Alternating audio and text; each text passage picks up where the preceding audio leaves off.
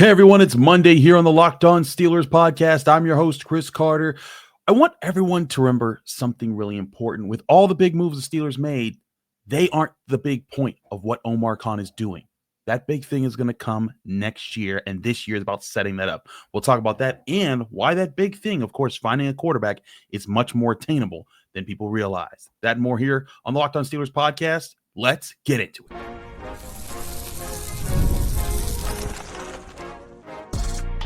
You are Locked On Steelers, your daily Pittsburgh Steelers podcast, part of the Locked On Podcast Network, your team every day.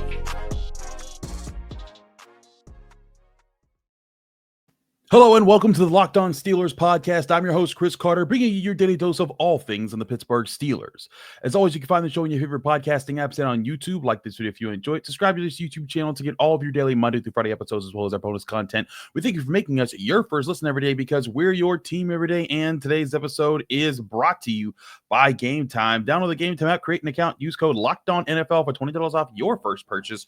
More on them later. So, okay, Steelers fans, hope you had a great holiday weekend. It was a nice long weekend. That was nice. It was really cool that you got that. But we still got a lot to discuss. Now, last week withstanding, there have been so many offseason changes. By the way, there were so many offseason changes and things that have happened that this last June was the most listened to June in the history of me doing the Locked On Steelers podcast because y'all was tuning in like, Aaron Rodgers is here? What?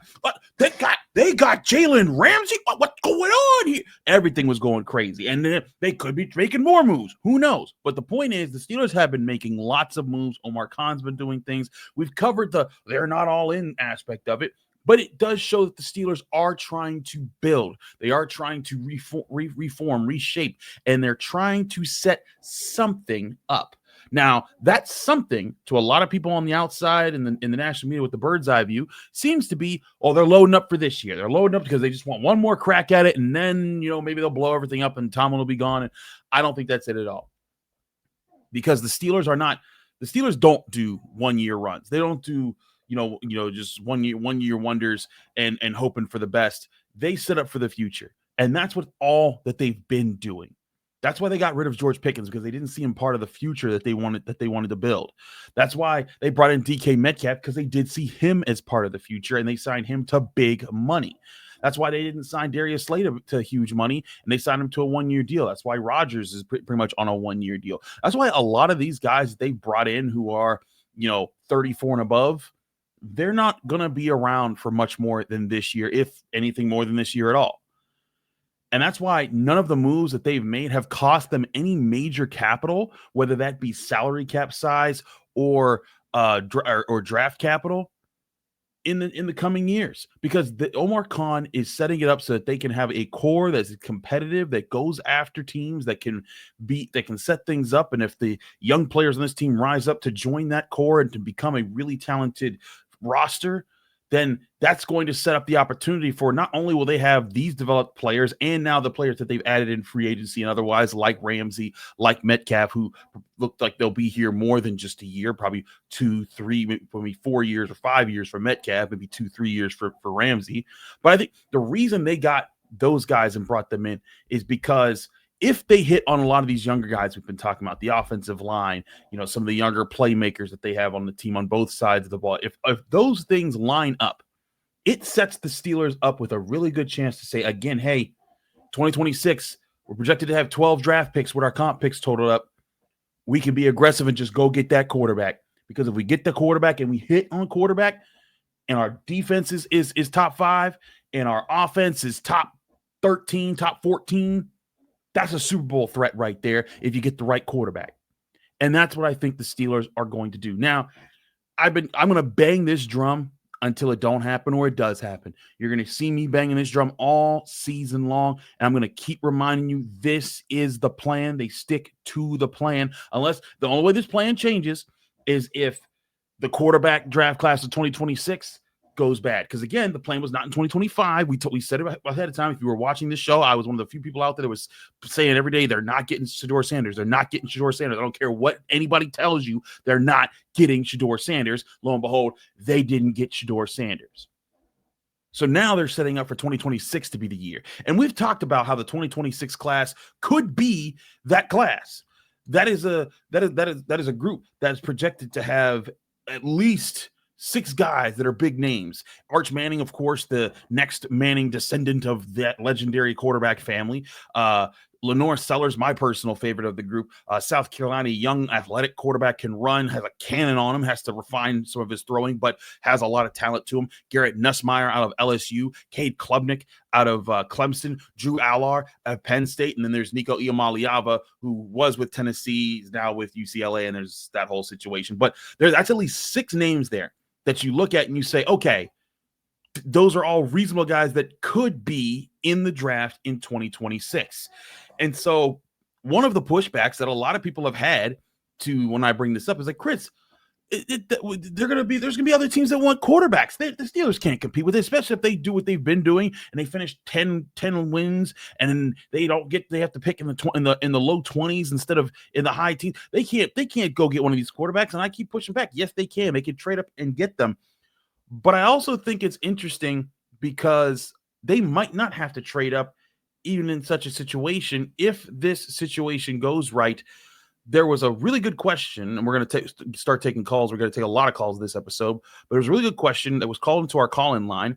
The call-in line, by the way, is 412-223-6644. Leave your name, where you're from. Keep your question under a minute. We'll be happy to answer your questions on the show. This one comes from Dean out in Prescott, Arizona, and it taps into something that a draft expert talked about last week when they did their full mock draft and where the Steelers went. But here's Dean from Arizona.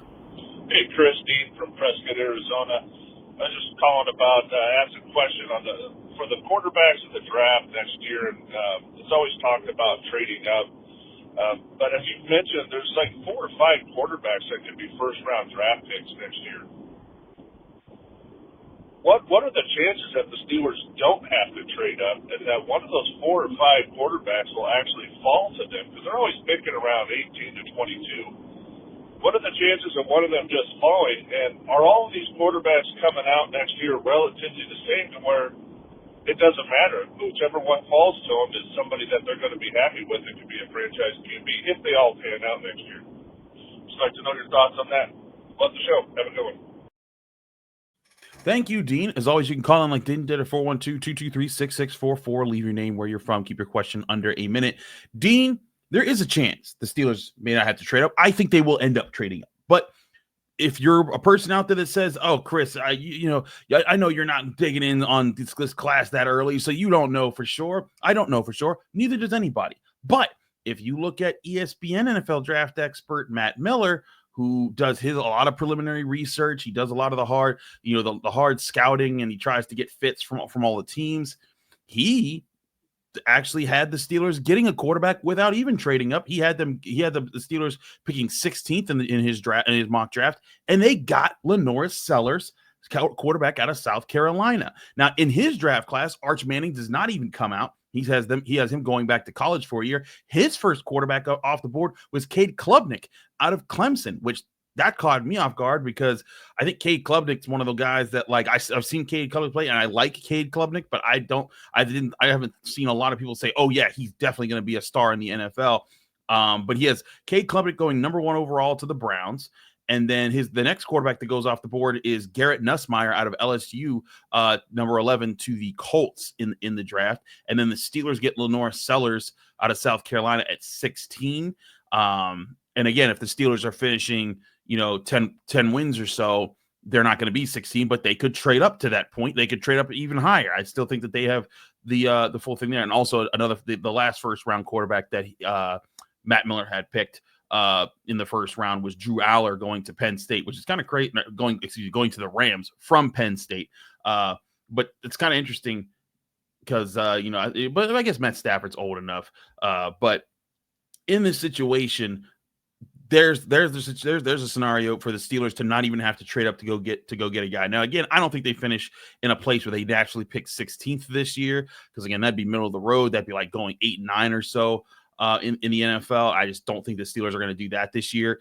But even if they didn't, if they picked 23 or 24 or 22, whatever they pick, if they pick in the 20s, they can trade up and go get a guy like that. It's very attainable. And to finish the other part of your question, Dean, are all the quarterbacks in this draft class doable? Most likely not, because we've seen it before. There's times where, you go back to like one of the biggest examples were when people thought that Peyton Manning and Ryan Leaf were 1A and 1B, and if you draft one, the other one's also going to become a superstar. And of course, Peyton Manning went on to become one of the greatest quarterbacks of all time. Ryan Leaf had a lot of fixing in his personal life to do after that. I say all that to say, I think the Steelers are just setting themselves up for it. They're going to watch and see how this year play out. They're going to see who are their preferred quarterback targets, who do they think they can win the most with, and then they're going to go get that guy. And I think they're going to put every resource they have into going and get that guy, because that is the plan. All these moves are great and nice and fun, and they'll be exciting to watch this year, the big trades and all the things they've done. But everything is being done while Omar Khan and his Steelers have their eye on that 2026 draft class, how those quarterbacks play out, and who they got to target and what they'll have to do to end up with one of those quarterbacks. That is the plan. Don't get it twisted. And again, might not take as much as you think to go get one of these quarterbacks. They might have a full draft class with this quarterback if they're able to get him. But again, go check out Matt Miller's latest mock draft. He did it last week for ESPN. We would have talked about it, but Steelers want to be crazy and make more trades and everything. But we got to take a quick break. When we come back, another part of the trade is, how does this trade impact Joey Porter Jr. and what he does in the secondary? We'll talk about that and answer more of your questions here on the Locked On Steelers podcast. I'm your host, Chris Carter. Stick with us. We'll be right back. But first, I remind you, this show is brought to you by Game Time. We've all been there, logging on early and waiting forever for concert tickets to go on sale, only to lose your spot for a show you've been dying to see. Live music should be about making memories, not dealing with the stress of ticket shopping. That's where Game Time comes in. Game Time makes getting concert tickets faster and easier than ever. Prices actually drop as it gets closer to showtime, and you can save up to 60% off with their killer last-minute deals. Tired of endless scrolling, trying to find the best idea? Game Time Zone Deals pick the best seats in your section for you. Ever wonder what your view will actually look like before you buy? The app shows you a panoramic seat view, so there are no surprises. Worried about what happens if their plans change? Game Time's guarantee has your back with cancellation and protection and more. Take the guesswork out of buying tickets with Game Time. Download the Game Time app, create an account, use code LOCKEDONNFL to get $20 off your first purchase. Terms and conditions apply. Again, that's LOCKEDONNFL for $20 off. Download Game Time today. Last minute tickets, lowest price guaranteed.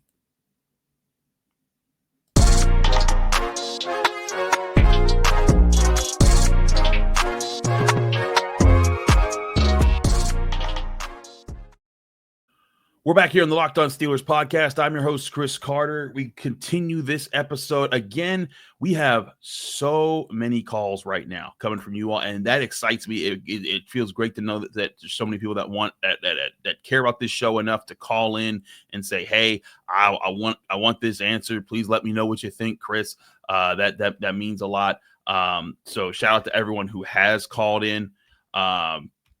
Because right now we have over 80, we have almost 90 calls that I have not been able to answer right now, sitting in my log here of all the different things that I want to get to. And actually, it's probably closer to 100 when I consider the ones that I've prepped for shows already. So we're working through the logs. A lot of you have been calling. We appreciate you all. We're going to get to it here. Jalen from Hartford, Connecticut asked a good question about the secondary that I think it takes some addressing. Jalen, take it away. Hey, what's up, Chris? This is Jalen from Hartford, Connecticut. And I have a question. I want to ask you about your opinion or your feelings on our secondary. Ever since we just made that trade for Jalen Ramsey, Joey Porter is now the third best corner on our roster.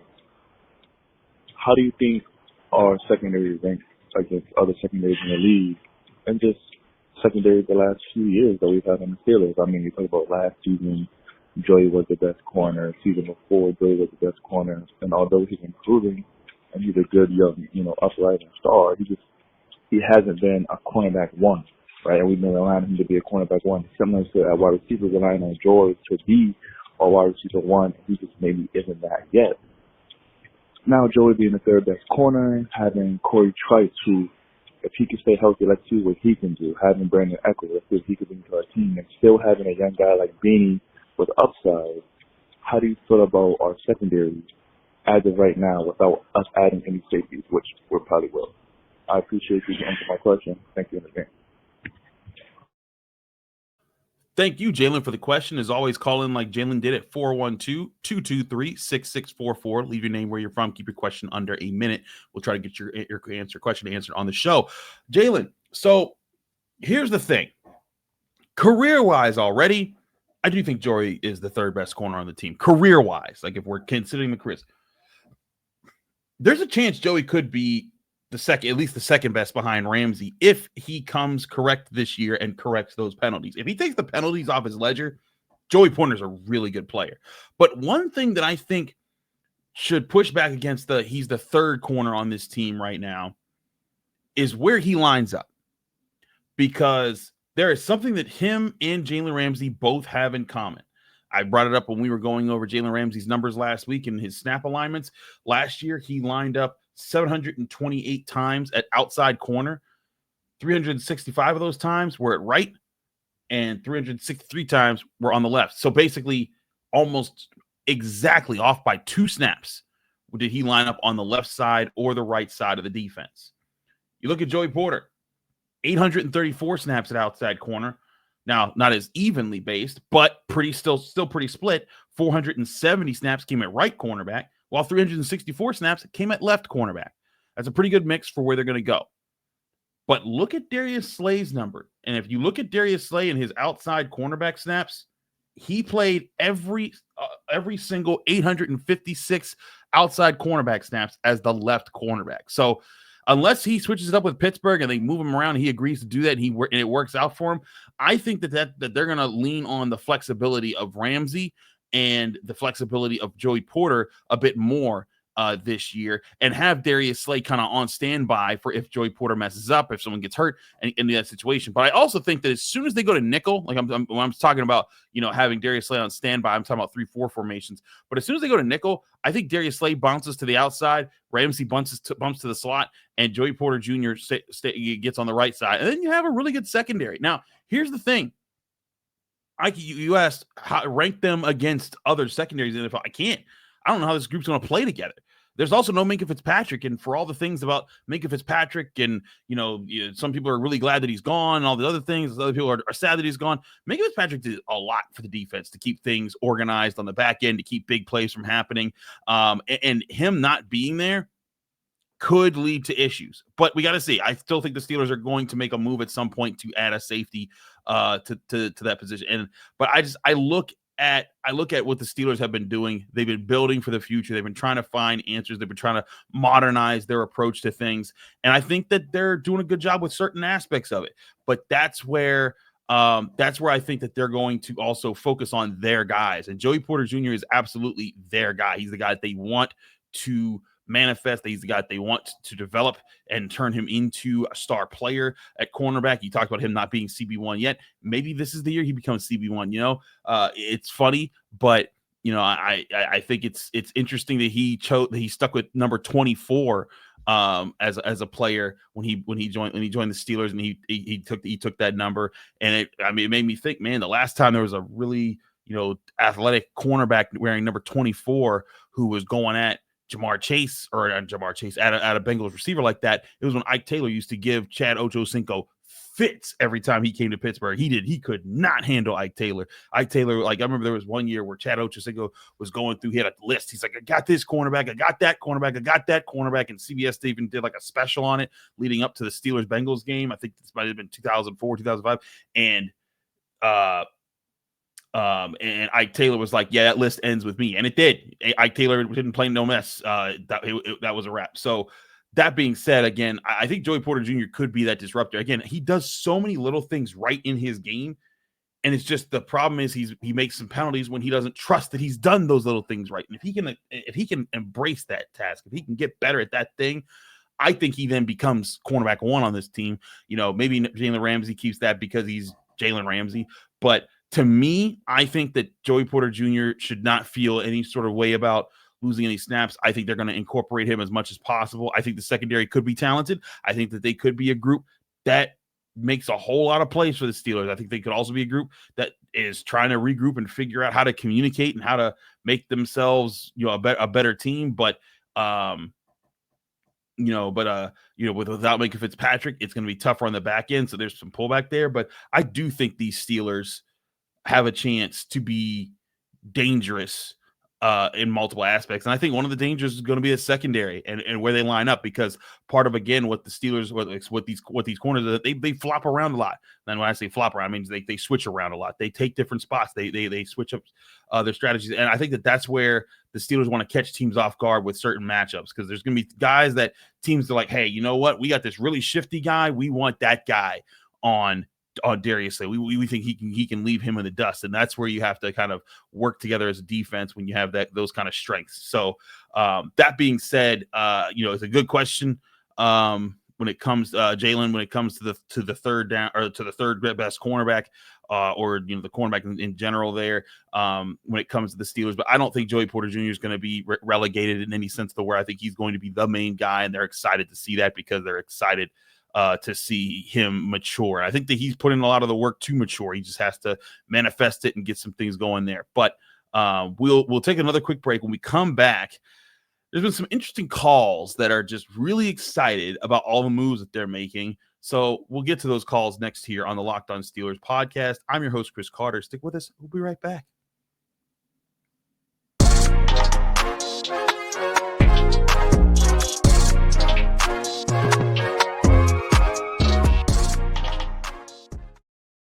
We're back here in the Locked On Steelers podcast. I'm your host, Chris Carter. We continue today's episode as we flip back to the call-in line, and I give you full warning.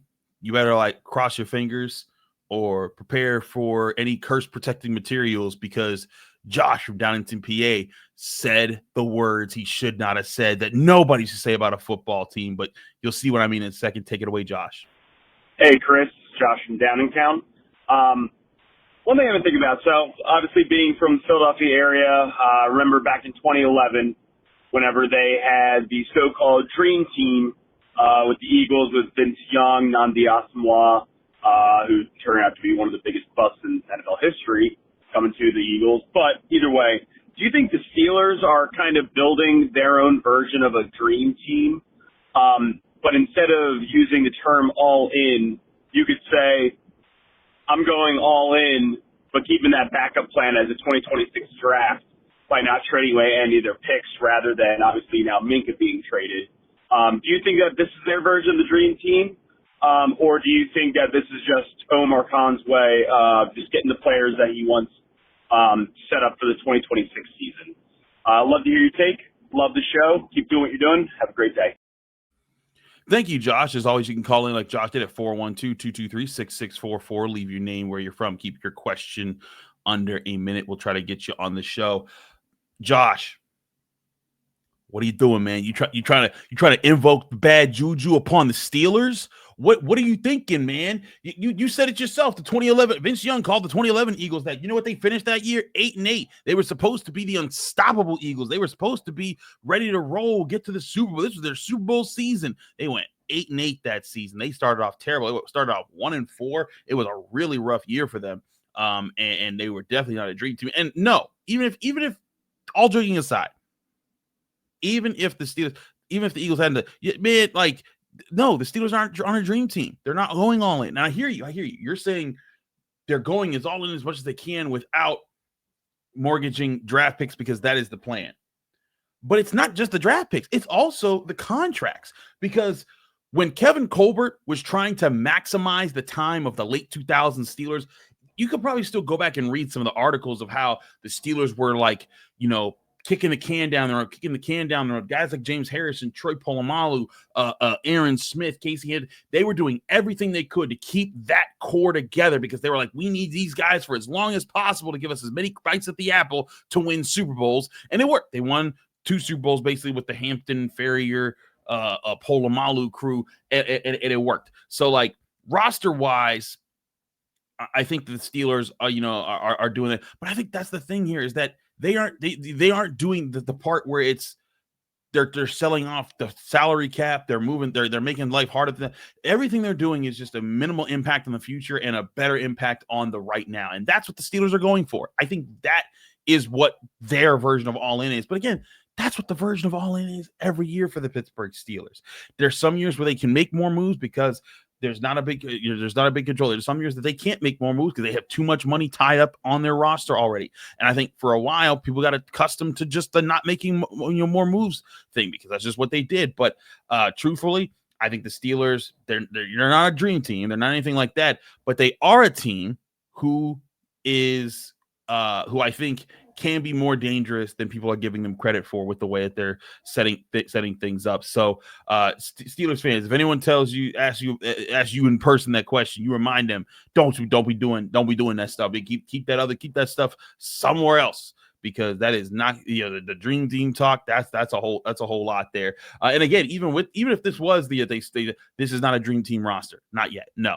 They need to get a thing. Now I get your point. They're adding a lot of big names that are older in the NFL, and that is cool. But to me, we're not. You're not doing the dream team thing here. So I alluded to a lot of guys from that 2000s defense, and it led me to another question. This one's more of a fun, just a what if question that I think is sometimes kind of fun to explore during the summer when it's the dead zone weeks before the NFL season. Take away Buddha from Harmonville, because I think this is a fun question. Hey, Chris, this is Buddha, your second biggest fan in Harmonville. I was wondering, a little off topic, but we ain't got much to talk about. Could the 08 Steelers defense stop the tush push? Thanks a lot. Maybe hear from you. Bye.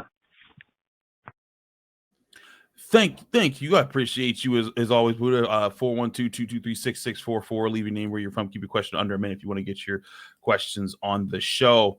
Could the 2008 Steelers stop the current Philadelphia Eagles from the tush push? Can they control the line of scrimmage enough so that they wouldn't have the tush push? This is a fun question. I would only do one of these questions in July because we have so many other important ones, but it's the fun time. We can kind of mess around a little bit. I'm not gonna hold you. I think they could. I think they could smash the tush push, because when I look at that Steelers defense back then, Casey Hampton was up the middle. You weren't moving Casey Hampton out of his spot. Aaron Smith was going to be the guy lining up next to him. You aren't moving Aaron Smith. Now Brett Kiesel, maybe a little bit more, maybe, but like with those two guys next to him, not happening. That D line was a force to be reckoned with, and they had Kimo von Oelhoffen at one point, but that D-line kept the linebackers clean, allowed them to make plays. That was a huge part of what the Steelers needed to be able to do at the time. So that D-line was physical, that the linebackers were physical. You're talking about, if you're going with the 2008 Steelers, James Harrison and Lamar Woodley are coming off the edge. They're both run stuffers. They're both gonna collapse. You're not getting outside of them. They're gonna handle the options so much better. And James Harrison is gonna probably crush whoever doesn't get the ball, because that's what he kind of does sometimes on those plays. But so to get back to your question, yes, because they got Casey Hampton, Aaron Smith, Brett Kiesel, James Harrison, Lamar Woodley. Oh, and by the way, they still have James Ferrier and Larry Foote and Lawrence Timmons. All three good run stuffers. And if Jalen Hurts somehow got to a position in the tush push that got around Casey Hampton or over Casey Hampton, and Aaron Smith couldn't get him, and Brett Kiesel couldn't get him, and James Ferrier couldn't get him, and Larry Foote couldn't get him, and Lawrence Timmons couldn't get him, and James Harrison and Lamar Woodley weren't collapsing enough to go get him. And if you're thinking, well, there's nothing left to stop him now, do you know what happened when people tried to jump over the pile and number 43 was sitting there waiting for him? Troy Polamalu would take Jalen Hurts out on the tush push. He'd smother the tush push before they even snap the ball, because that's what he does. So yes, I do think the 2008 Steelers defense could handle it. They were physical up front. They would control the line of scrimmage. They would not let the Eagles get control it with the push. And I think that Troy Polamalu will be right up in there, making life really hard for Jalen Hurts? So a fun question. Thank you for that one, because that Buddha, that was a fun one to kind of just go in the Wayback Machine and talk about something there. Thank you to everyone who's called in with questions today. Dean, Jalen, Josh, and Buddha. We got more questions coming y'all's way this week. Be sure to get your calls in if you haven't already at 412-223-6644. Leave your name, where you're from. Keep your question under a minute. I am your host of the Locked On Steelers podcast, Chris Carter. You can find me on at the Pittsburgh Post-Gazette, where I write all my articles there at post-gazette.com. You can follow me here on or you can follow me on all my social media accounts and all the different apps, whether it's Twitter, Blue Sky, Instagram. I'm on all these things. TikTok, it's the same handle every time, at Carter Critiques. You can also check me out here every day, Monday through Friday, on your favorite podcasting apps and on YouTube, right here on the Locked On Steelers podcast. Again, I'm your host, Chris Carter. Thanks, everyone. We'll see you tomorrow with another episode of the Locked On Steelers podcast.